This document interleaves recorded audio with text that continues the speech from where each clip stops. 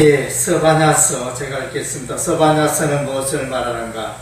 서바냐의 이름은 여호와께서 숨기신다는 뜻이며 그는 히스기야 왕의 현손이다. 따라서 그는 유다의 왕실과 그 지주자들의 사정을 잘 아는 자였다. 그 이름은 여호와의 진노의 심판 중에도 소수의 남은 자를 보호하고 숨긴다는 것을 암시하고 있다. 서바냐서는 먹구름의 심판이 몰려오는 것으로 시작된다. 그날은 여호와의 날이며 여호와의 희생의 날이며 여호와의 큰 날이며 분노의 날이며 환난과 고통의 날이며 황폐와 패망의 날이며 깜깜하고 어두운 날이며 부름과 흑암의 날이다. 이는 유다가 바빌론에게 비참하게 멸망하는 날을 말하고 있는 것이다.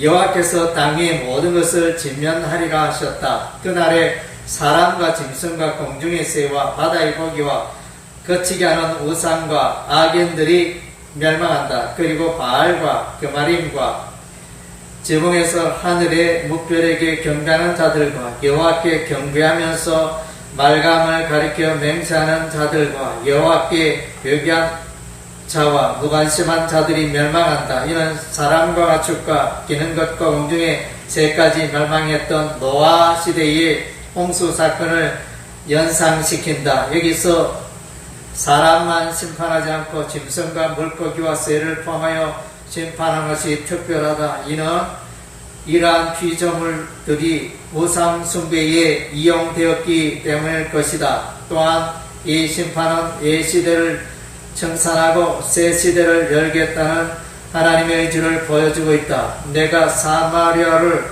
젠줄과 아합의 집을 다림 보던 주로 예루살렘에 베풀고 또 사람이 그릇을 씻어 품같이 예루살렘을 씻어 버릴지라. 이는 므낫세 왕이 통치하던 때 유다를 향한 하나님의 진노의 심판을 말하고 있는데 서바냐는 이에 비하여 좀 더 자세하게 임박한 하나님의 심판을 말하고 있다.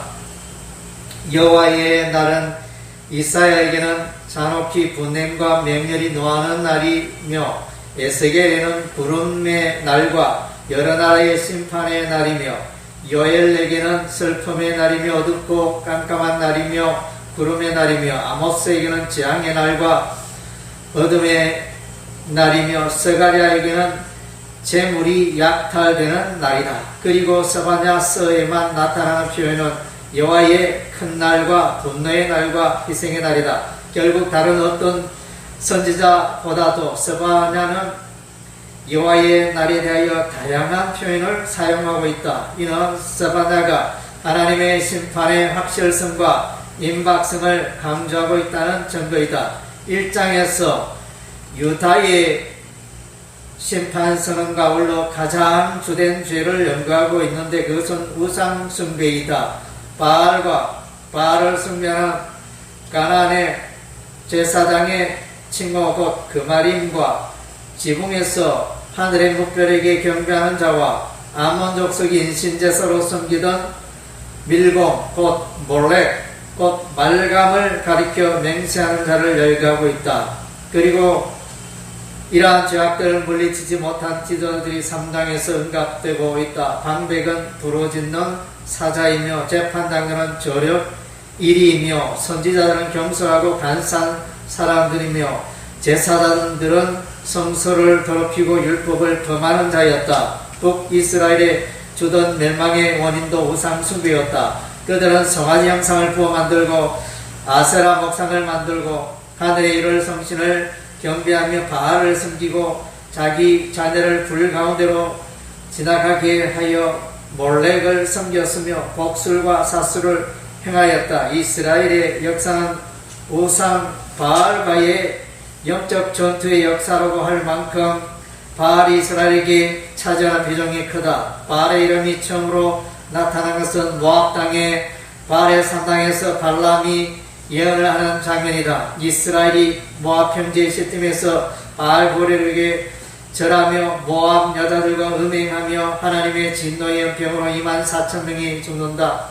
여호수아가 죽은 이후 사사시대의 이스라엘은 바알과 아스타를 섬기기 시작했다. 기도원이 아버지가 섬기던 바알의 제단을 회파하였다. 북이스라엘 왕 아합은 바알을 예배하고 바알의 신전을 건축하고 그 안에 바알의 제단을 쌓았다. 엘리야 선지자는 바알의 선지자 450명과 아세라 선지자 400명과 갈멜산에서 영적 전투를 하였다. 에레미야 선지자는 북이스라엘과 유다가 멸망한 이유는 바알에게 분양하였기 때문이라고 하였다. 호세아는 선지자들이 바알들에게 제사하는 것을 말하였고 이스라엘이 여호와 대신에 바알을 섬기는 것에서 떠나게 될 것을 예언하였다. 여호와께서는 엘리야 때에 바알에게 무릎을 꿇지 아니한 7,000명을 높이 평가하셨다. 여호와의 진노의 날에도 소수의 남은 자가 있다. 그들을 여호와께서 숨기시고 보호하신다. 이들로 말미암아 이스라엘은 회복되며 천하 만민 가운데 명성과 칭찬을 얻게 된다. 히스기야 왕 때에 여호와께서는 아스로암 산헤립의 예루살렘 침공에도 남은 자를 보호하실 것을 약속하셨다. 바벨론의 침공으로 말미암아 유다의 많은 자가 파멸에 이르지만 그 가운데 야곱의 남은 자가 돌아오게 될 것이다. 야곱의 남은 자는 사람을 의지하지 않고 거룩하신 하나님만을 의지하며 양떼 중에 젊은 사자와 같이 강하며 이스라엘의 번성의 씨가 되며 악을 행하지 아니하고 거짓을 말하지 아니하며 하나님의 부름을 받은 자이며 하나님의 은혜로 택하심을 받은 자들이다. 이러한 급박한 진노 가운데에서도 여호와께서는 유다에게 회개하여 그의 심판을 피할 수 있는 기회를 제공하고 계신다. 여호와의 규례를 지키는 사람의 모든 겸손한 자들아, 너희는 여호와를 찾으며 공의와 겸손을 구하라. 너희가 혹시 여호와의 분노의 날에 숨김을 얻으리라. 패역하고 더럽고 포악한 예루살렘 성읍을 향하여 그 영광을 피할 수 있는 기회를 제공하신다. 내가 이르기를 너는 오직 나를 경외할 교훈을 받으라. 그리하면 내가 형벌을 내리기로 정하기는 하였거니와 너의 거처가 끊어지지 아니하리라 하였으나 그들이 부지런히 그 모든 행위를 더럽게 하였느니라. 스바냐서 3장 7절. 여호와의 분노 뒤에 감추어진 그의 지극한 사랑이 드러난다. 그의 심판의 목적은 이스라엘의 교만을 제거하고 성전을 회복하는 것이었다. 너의 하나님 여호와가 너희 가운데 계시니 그는 구원을 베푸실 전능자시라. 그가 너로 인하여 기쁨을 이기지 못하여 하시며 너를 잠잠히 사랑하시며 너로 인하여 즐거이 부르며 기뻐하시리라. 형벌이 제거되고 원수가 떠나가며 예루살렘은 희락의 성으로 회복된다. 여호와께서 이스라엘 왕이 되시고 그 남은 자는 그의 백성이 된다. 아멘.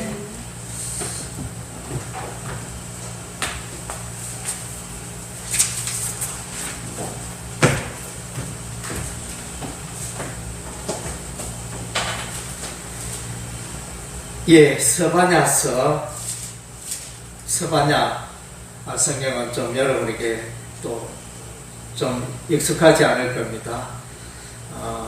또 이렇게 내용도 이렇게 보면 어떻게 좀 평범하고 이래가지고 우리의 마음판에 잘 새겨지지 못하고 그냥 우리가 잘 아는 그 너의 하나님, 그러니까 스바냐 3장 17절에 너의 하나님 여호와가 너희 가운데 계시니 그는 구원을 베푸실 전능자시라. 그래서 이제 우리 찬양 복음 선거가 있어가지고 여구절을 우리가 이제 익히 잘 알고 있는데, 그래서 스바냐라는 의미는 이제 하나님께서 여호와께서 숨기신다, 혹은 이제 여호와께서 숨기신 자라는 이제 이런 의미가 있습니다. 그래서 이제 대다수 선지서의 구성이 심판과 회복, 심판과 구원의 구조로 되어 있듯이 오늘 이제 스바냐서도 역시 이제 죄에 대해서, 이스라엘의 죄에 대해서 죄에 대한 심판을 말합니다. 그리고 이제 심판 이후에 구원을 말합니다. 특별히 이제 심판 중에도 살아남은 자, 심판 중에도 남은 자, 그들을 우리 하나님이 붙드시고 함께 하시고 그들을 통하여 하나님께서 그의 나라를 이루어 같습니다. 그래서 이제 이사야서도 그렇고 미가서에도 그렇고 전체적으로 이제 이 선지서에 보면 남은 자라는 이제 단어를 쓰고 있는데, 오늘 서바냐서에도 어떻게 보면 이제 핵심적인 단어가 남은 자, 환난 중에 하나님의 심판 중에 남은 자가 또 중요한 주제가 되는 것입니다. 그래서 남은 자라는 말이 어디 있느냐? 2장 9절에 보면 9절 하반부에 영원히 황폐하리니 내 백성의 남은 자들이 그들을 노래하며 나의 남은 백성이 그것을 기업으로 얻을 것이라. 이렇게 남은 자. 그 다음 째 3장 12절에 보면 내가 권고하고 가난한 백성을 내 가운데 남겨두리니 그들이 여호와의 이름을 의탁하여 보호를 받을지라. 이스라엘의 남은 자는 악을 행하지 아니하며, 이렇게 이제 이스라엘의 남은 자를 계속 이제 말해주고 있습니다. 그리고 이제 2장 3절에 보면 하나님께서 그 3절 후반부에 여호와의 분노의 날에 숨김을 얻으리라. 이 내용이 이제 서바냐라는 이 단어의 의미. 여호와께서 그의 백성을 숨긴다. 그의 백성을 환난 중에 숨김으로 그들이 이제 남은 백성이 되는 거죠. 그러니까 남은 자하고 이제 의미가 상통하는 것입니다. 그래서 이제 이 서바냐는 누구냐? 여기에 보면 이제 히스기야의 현손, 4대손, 히스기야 왕이라는 단어는 없는데, 그래서 이제 어떤 사람은 히스기야 왕이다, 혹은 히스기야 왕이 아니다, 히스기야 왕이 아닌 뭐 다른 사람일 수도 있다, 이렇게 해석하기도 하는데, 전체적으로 히스기야 왕으로 보고 해석을 합니다. 그래서 이제 서바냐 선지자는 왕손이 되어집니다. 왕손이 하나님의 그 나라 말씀을 계시를 이제 예언하고 있습니다. 그리고 이제 여기 보면 진멸하리라는 이제 단어가 1장 2절에 여호와께서 이르시되 내가 땅 위의 모든 것을 진멸하리라. 3절에도 보면 내가 사람과 짐승을 진멸하고, 또 3절 후반부에 내가 사람을 땅 위에서 멸절하리라. 또 1장 4절에 보면 그 제사장들을 아울러 멸절하며, 또 6절에 보니까 후반부에 구하지도 아니한 자들을 멸절하리라. 또 1장 18절에 보니까 후반부에 이 땅 모든 주민을 멸절하되 놀랍게 멸절할 것입니다. 확실하게 멸망시키는 이런 이제 장면이 나옵니다. 죄악의 백성, 죄악의 사람들을 확실히 멸망시킨다. 그래서 이제 어떤 죄냐? 대표적인 죄들이 우상숭배의 죄. 4절에 보면 그마림이라는 단어가 나오는데, 이것은 이제 가나안의 우상을 섬기는 제사장을 뜻하는 단어가 되어진 그마림, 우상의 제사장. 그리고 말감, 5절에 1장 5절에 말감이라는 단어를 이제 이게 암몬신, 암몬 사람들이 섬기는 모압, 암몬 사람들이 섬기는 그 신의 우상의 이름이 말감입니다. 그리고 이제 1장 8절에 보니까 여호와의 생의 날에 내가 방백들과 왕자들과 이방인의 옷을 입은 자들을 멸할 것이고, 이방인의 옷을 입었다. 이 말은 이제 물론 이제 외형적으로 이방 사람들의 옷을 입었다 이렇게 보기도 하고, 더 나아가서는 이제 이방의 문화와 이방의 그 종교를 그대로 받아들이는, 수용하는 자들이다, 그런 의미가 있습니다. 그래서 우상을 숨기는 이 백성을 우리 하나님이 썰어버립니다. 특별히 3절에 보니까 내가 사람과 짐승을 진멸하고 공중의 새와 바다의 고기와 거치게 하는 것, 거치게 하는 우상을 말합니다. 우상, 그 다음 악인들 아울러 진멸할 것이라. 사람만 진멸하면 되는데 왜 또 짐승까지 진멸하십니까? 이렇게 우리가 질문을 던질 수 있는데, 그래서 이제 짐승까지, 이 짐승이 우상숭배의 또 대상이 됩니다. 짐승이 곤충이라든가 에스겔서 읽어보면 그 여호와의 성전의 벽에 이상한 곤충들의 그림이 그려져 가지고 그 곤충들에게 예배하는 그런 장면이 나옵니다. 그래서 아마 우리 하나님이 이 짐승도 사람과 아울러 악인과 더불어 우상들과 더불어 진멸하지 않나. 그래서 이제 요 의미는 좀 더 나아가면 이제 이사야서에도 말해주고 있지만 새하늘과 새 땅. 그래서 이 선지서는 궁극적으로 보면 메시아를 기다리고 있습니다.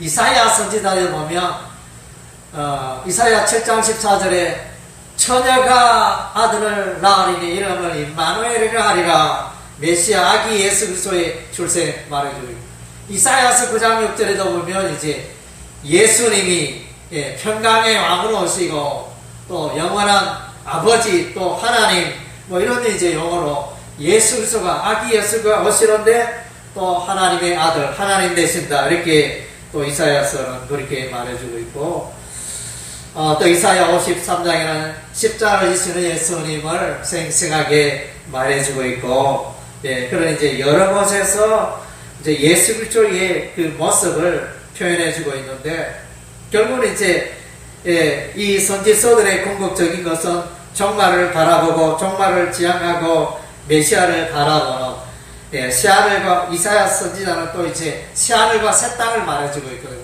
요한계시록에도 새하늘과 새 땅이 나오는데 이사야 선지자도 새하늘과 새 땅을 말했습니다. 스바냐 선지자도 여기에 새하늘과 새 땅이라는 단어를 쓰고 있지는 않지만은 이 내용을 보면 노아의 홍수처럼 싹 쓸어버리고 죄인들을, 짐승들을 싹 쓸어버리고 새롭게 시작하겠다. 그런 이제 하나님의 의도, 성령으로 새롭게 하고 복음으로 새롭게 하고 말씀으로 새롭게 하고, 그래서 에레미야 선지자는 새 영을 주겠다 그랬죠. 에스겔 선지자가 새 영을 부어주겠다 그랬고, 에레미야 선지자는 새 언약을, 에레미야 31장 31절에는 새 언약을 이제 말씀하고 있고, 에스겔 선지자는 37장인가 거기서 이제 36장인가 거기서 이제 새 영을 또 말씀해, 하나님의 영을 말씀해주고 있고, 또 요엘서 2장에는 그래서 성령을 말씀해주고 있지 않습니까? 여호와의 영, 성령이 모든 사람들에게 임하리라. 그렇게 요엘서는 또 예언을 하고 있습니다. 이 선지서는 메시아를 지향하고 또 성령의 시대, 종말의 시대를 또 지향하는 그런 부분을 우리가 볼 수 있습니다. 그래서 이제 이 하나님의 심판의 날, 심판의 날을 이제 이렇게 표현합니다. 1장 14절에 보니까 여호와의 큰 날, 여호와의 날, 15절에 1장 15절에 분노의 날, 환난과 고통의 날, 황폐와 패망의 날, 캄캄하고 어두운 날, 구름과 감의 날, 1장 8절에 여호와의 희생의 날, 이렇게 표현. 하나님께서 심판하십니다. 심판하신데 우리 하나님은 어떻게 하느냐? 우리가 이제 복음서에 보면 드라크마 비유가 나오는데, 잃어버린 드라크마를 찾기 위해서 이제 등불을 켜고 마당에 찾는 장면이 나오는데, 스바냐 1장 12절에 보면 하나님이 등불을 들고 죄인들을, 악인들을 샅샅이 찾고 있는 장면이 나옵니다. 1장 12절에, 1장 12절 우리 다 같이 읽어볼까요?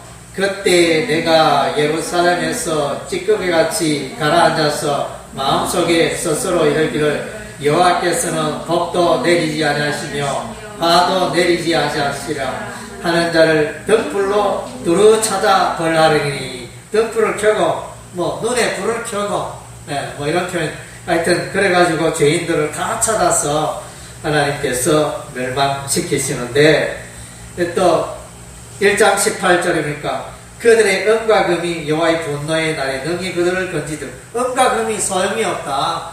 심판의 날에 예수 외에는, 예수 그리스도 외에는 아무 도움이 안 되는 것입니다.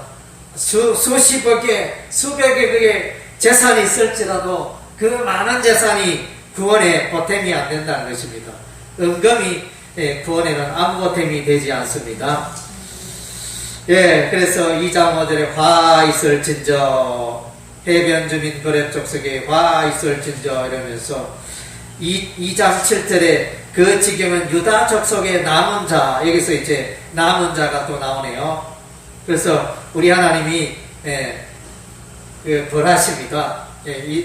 예루살렘 유다 나라도 벌하고 모압 나라도 심판하시고 암몬 나라도 심판하시고 블레셋 나라도 심판하시고 에돔 나라도 심판하시고 가나안 땅의 사람들도 심판하시는 이제 이런 장 구스 사람도 심판하시고 누구를 통하여 바벨론을 통하여 하나님이 심판하십니다. 처음에는 하나님께서 아수르를 통하여 심판. 그래서 북이스라엘 나라가 BC 720년에 멸망하고 지금 이제 서바냐서의 예언은 이 서바냐 선지자가 요시야 왕 때 지금 예언을 하고 있습니다. 그래서 우시야 왕이어서는 이제 요담 왕, 유다 나라는 우시야, 요담, 아하스, 히스기야, 머나세, 그 다음 이제 요시야 왕 이렇게 됩니다. 그래서 이제 아하스 왕은 아카입니다. 아칸 왕. 여호와의 성전의 문을 닫았으면 좋을 정도로 성전이 필요 없고 여호와의 성전의 마당에 우상 재단을 쌓고 다메섹에서 본 우상의 모형 재단을 만들어 가지고 예배하는 그런 이제 악한 왕 아하스. 그다음 이제 선한 왕 히스기야. 선한 왕은 히스기야가 이제 개혁을 하고 우상을 제거하고 그랬는데 이상하게도 그 아들 왕의 이름이 머나세예요. 머나세는 50년 통치하면서 우상이라는 우상 다 가져옵니다. 아버지가 정리했던 거 다 또 할아버지를 정기 여기서 그런지 다 우상들을 끌어모아가지고 그래서 우상의 나라를 만듭니다. 그래서 이제 우리 하나님이 말씀하시기를 안 되겠다. 머나세 왕 시대에 하나님이 내가 이제 예루살렘을 유다 나라를 밥그릇 씻어 어떻게 엎어버리겠다. 우리 하나님 그렇게 심판을 작정하셨어요. 그래서 이제 머나세에 이어서 그 아들 요시야 왕은 이제 히스기야처럼 개혁을 하고 유월절을 지키고 이렇게 말씀을 얻어나가고 이렇게 종교개혁 운동을 일으키지만은 이제 역부족이었습니다. 역부족. 그래서 이제 마침내 유다 예루살렘은 이제 죄악으로 치닫고 있는데 그래서 요시야 왕이 개혁하기 전에 종교개혁 운동을 하기 전에 서바냐 선지자가 지금 예언을 하고 있습니다. 그래서 멸망한다. 우상 때문에 멸망한다. 그렇게 이제 예언을 하고 있습니다. 그리고 이제 이 서바냐 선지자는 아수르 나라의 멸망도 예언합니다. 그래서 이제 이 요시야 왕 때는 보면 이제 애굽 나라가 있고 아수르 나라가 있고 바벨론 나라, 신은 바벨론 나라가 있는데 이제 아수르는 이제 거의 쇠망합니다. BC 612년에 멸망합니다. 그러니까 요시야 왕이 살아있는 동안에 아수르 왕 나라는 멸망하고 신은 강국 바벨론이 뜹니다. 그래서 바벨론에 의해서 이제 예루살렘 유다 나라가 멸망하게 되는 것입니다. 서바냐 선지자는 아수르 나라의 멸망을 지금 말해주고 있습니다. 2장 13절에 여호와가 북쪽을 향하여 손을 펴서 아수르를 멸하며 니느웨를 황폐하게 하여 사막같이 메마르게 하리니. 요나 선지자가 니노의 성읍에 가서 외쳤을 때 심판의 메시지를 외쳤을 때 이들이 회개하고 돌이켜 하나님께로 돌아왔는데 이제는 이제 여기는 완전한 멸망을 말해주고 있습니다. 그래서 이제 서바냐 선지자가 말한 것은 이제 우상을 말해주고 있고 우상 숭배의 죄악이다. 우상에 대해서 심판한다 말씀하시고 그 다음 이제 그 윤리 도덕적으로 타락한 율법에서 떠나 있는 그 방백들, 재판장들, 선지자들 이것을 말해주고 있습니다. 3장 보니까 3장 1절부터 폐역하고 더러운 것 포악한 그 성읍이 와 있을진저 예루살렘을 두고 말합니다. 그가 명령을 듣지 아니하며 교훈을 받지 아니하며 여호와를 의뢰하지 아니하며 자기 하나님에게 가까이 나가지 아니하였도다.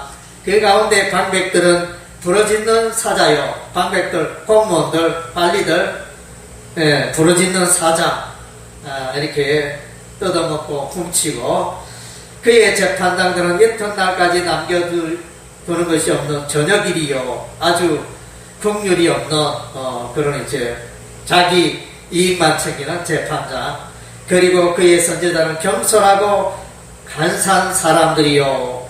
그래서 겸손하고 간사하다. 이랬다가 저랬다가 막 이렇게 하나님의 음성, 하나님의 계시를 보고 듣고 이렇게 그대로 전해야 되는데 그런 게 아니고 자기 마음대로 임의적으로 마음의 생각들을 말해버리고 책임도 지지 않고 그런 사람. 그리고 이제 그의 제사장들은 성서를 더럽히고 율법을 범하였도다. 제사장은 율법에 늘 껴있어야 되는데 율법을 범하고 율법을 멀리하고 율법을 공부도 하지 않고 성서를 더럽히고 예배를 활성화시켜야 되는데 이 성소 예배드리는 것이 이제 자기 이익을 챙기는 그런 이제 장소가 되어지고, 그래서 이제 이런 선지자도 제사장도 방백들도 재판장들도 다 이제 타락한 이런 모습을 봅니다. 그래서 이제 우리 하나님이 심판이 있게 되죠.